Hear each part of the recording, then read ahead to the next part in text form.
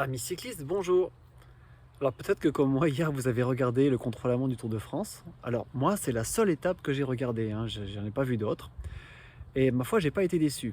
Et à l'issue de l'étape j'ai posté un petit post sur Facebook parce que j'ai été tellement, comment dirais-je, surpris par ce contre-la-montre ubuesque des deux protagonistes du Tour, que tout de suite je suis allé essayer de calculer la puissance qu'ils ont développée.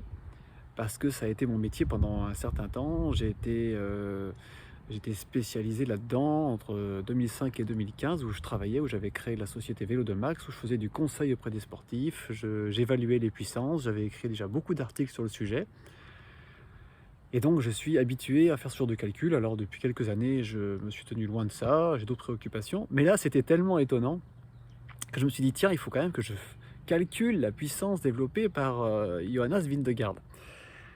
Et j'ai pas été déçu parce que ça donne une puissance stratosphérique d'environ 460 watts standardisée, c'est-à-dire qu'on rapporte ça à un athlète moyen de 70 kg, équipé d'un vélo d'environ 10 kg avec son matériel, casque, bidon, chaussures, vêtements, compteur, etc. Et cette puissance-là, elle est vraiment, vraiment très élevée.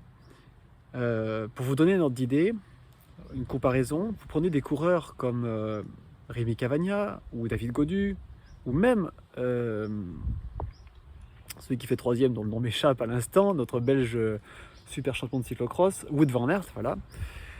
Et globalement, ces coureurs-là ont développé à peu près 20% de puissance en moins. C'est-à-dire que eux, si on fait une estimation standardisée de leur puissance, ils ont développé environ 400 watts. C'est considérable, c'est 15 à 20% inférieur voilà, pour David Gaudu. Et c'est impossible normalement. Dans le sport de haut niveau, vous ne pouvez pas avoir de tels écarts. Imaginez, pour que vous puissiez comparer, imaginez une course à pied, un 10 000 mètres sur piste qui dure environ 27 minutes aux Jeux Olympiques.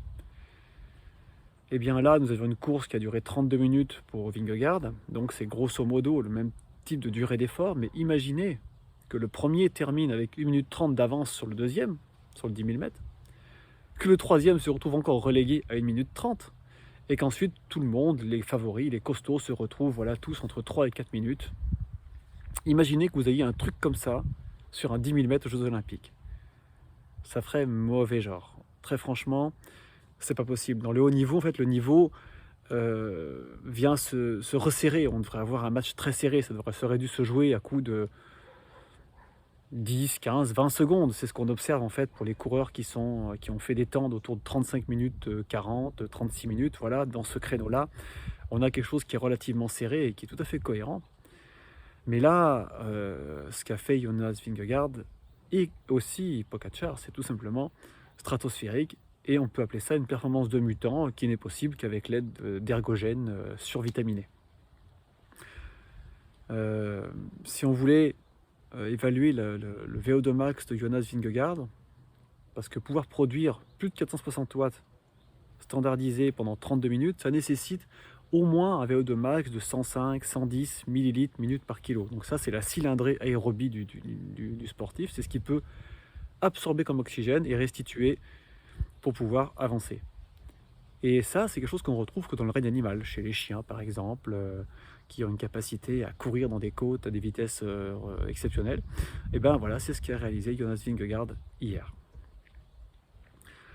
Donc c'est vraiment, je trouve une performance classée dans les records. Hein.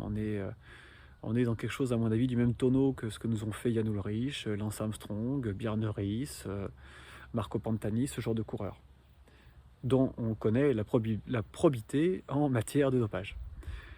Et bien sûr, les journalistes sont là à s'extasier de cette performance extraordinaire, alors qu'en fait, on devrait tout de suite se dire « Oula, il y a quelque chose qui cloche, c'est vraiment énorme ce qui s'est passé hier. » Hein, imaginez, moi je connais Rémi Cavagna, lorsqu'il était cadet, j'ai eu la chance de venir lui faire passer un test de PMA, donc puissance maximale aérobie. Il était au pôle espoir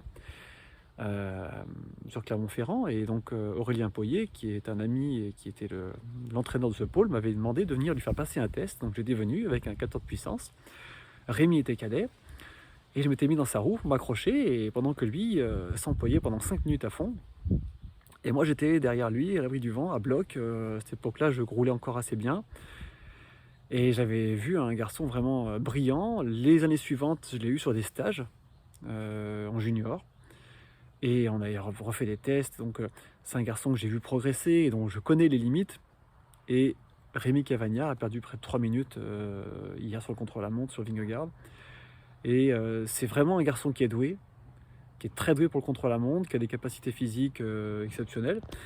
Et je pense qu'il est voilà, il est à son niveau, il est à un niveau acceptable pour un être humain.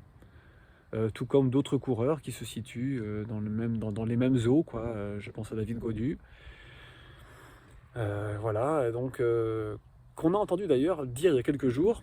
David Gaudu, il disait dans l'école, non, non, mais moi je suis à 100%, j'ai pas vraiment pété, je suis à 100%, je suis au top niveau, c'est juste que les gars, ils sont 3, 4, 5 crans au-dessus, quoi.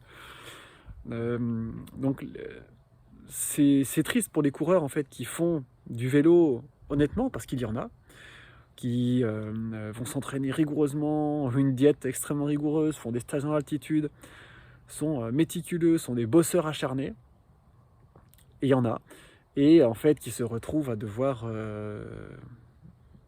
jouer dans une autre cour, quoi. Vraiment, on a des coureurs qui évoluent pas dans le même monde. Et est-ce bien surprenant? On voit ça régulièrement. Mais voilà, et donc j'ai posté ce petit post, j'ai noté ce qui m'a servi à faire le calcul. Je me suis appuyé aussi ensuite pour vérifier mon calcul sur les données, par exemple de Yon Isoguerre et puis de Mathieu Burgodeau qui ont publié leur fichier avec la puissance sur Strava. Donc, et mon calcul donne une puissance inférieure de 3-4 watts avec ce qu'ils ont réellement produit.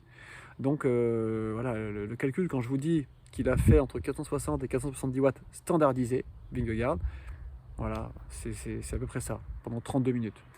Donc si vous êtes cycliste, vous avez un capteur de puissance, vous savez que c'est vraiment stratosphérique. Voilà, 41 km/h de moyenne, sur un parcours de 22 km avec 650 mètres de dénivelé, c'est vraiment remarquable. C'est remarquable. Ça n'existe pas normalement. Voilà, c'est juste impossible. Donc, écoutez, n'hésitez pas à partager cette analyse et surtout le post où j'ai mis les données pour le calcul auprès des journalistes surtout parce que visiblement ils sont pas au courant. Donc voilà, c'était la seule étape que je regarde. Après, j'ai d'autres choses à faire, mais vraiment, j'ai pas été déçu. Et puis, écoutez, moi je dis bravo à tous ces coureurs qui se battent honnêtement. Donc je pense à Rémi Cavagna parce que je le connais, je l'ai côtoyé et que je sais que c'est un chouette coureur. Et il y en a d'autres certainement, mais je ne les connais pas, des Espagnols, des Italiens. Il y a vraiment des sportifs dont le niveau est celui d'humains qui se donnent à fond. Et malheureusement, ben voilà, ils sont pris dans cette tourmente avec des sportifs, à mon avis, qui sont survitaminés, ce qui n'est pas nouveau. Voilà. Je ne sais pas s'il y a beaucoup de vainqueurs du Tour de France entre 1990 et 2010 qui n'ont pas été impliqués dans une affaire de dopage. Faites des recherches, vous verrez qu'il n'y en a pas beaucoup. Voilà, je vous dis